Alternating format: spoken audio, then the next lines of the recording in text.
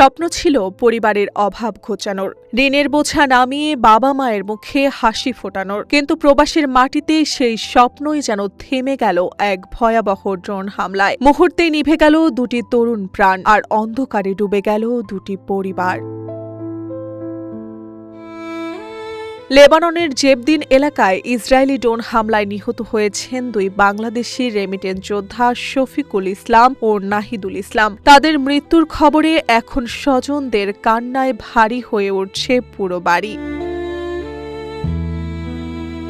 নিহত শফিকুল ইসলাম পরিবারের সচ্ছলতার আশায় প্রায় 10 লাখ টাকা ঋণ নিয়ে মাত্র 2 মাস আগে গত 3 মার্চ লেবাননে যান। বিদেশের মাটিতে কঠোর পরিশ্রম করে পরিবারের ভাগ্য বদলানোর স্বপ্ন ছিল তার, কিন্তু গত 11 মে রাতে কর্মস্থলে কাজ করার সময় ড্রোন হামলায় ঘটনাস্থলেই নিহত হন তিনি।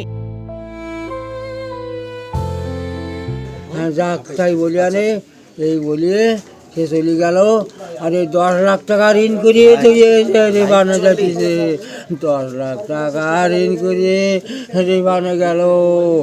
এখন আমি কি করব? আমার রাস্তা করে দাও, আমার রাস্তা করে দাও। আমার একটা সন্তান। একমাত্র ছেলেকে হারিয়ে বারবার মূর্ছা যাচ্ছেন মা আজিয়া খাতুন। জীবন অবাক না করলে কে করবে? 28% মিল্ক ফ্যাটের অবাক করার সাথে ফ্রেশ মিল্ক পাউডার। জীবন অবাক করুক প্রতিদিন। শোকে স্তব্ধ বাবা আফসার আলী ও স্ত্রী রুনা খাতুনও। দুই কন্যা সন্তান রেখে যাওয়া শফিকুল ছিলেন পরিবারের একমাত্র ভরসা। এখন সন্তানের মৃত্যু আর ঋণের বোঝা, দুই শোকে দিশেহারা পরিবারটি।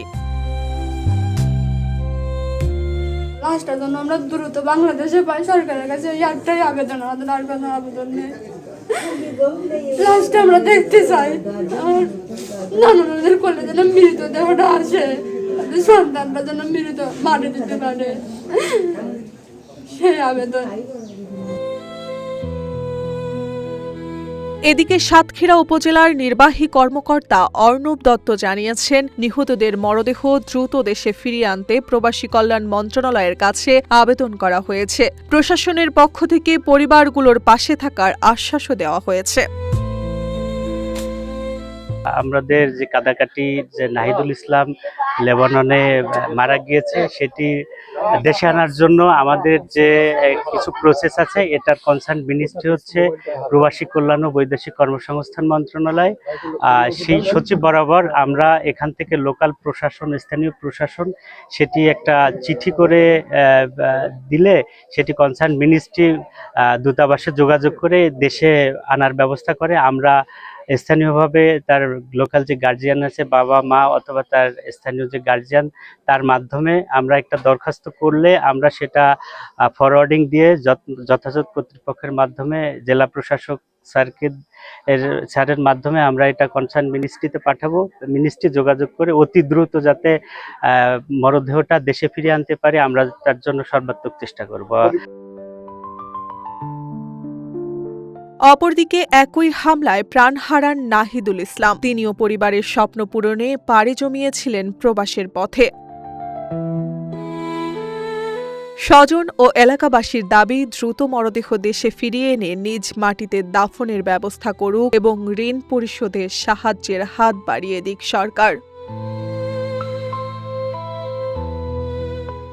রব্বুল আলামিন তার জান্নাতুল ফেরদাউস নসিব করুক।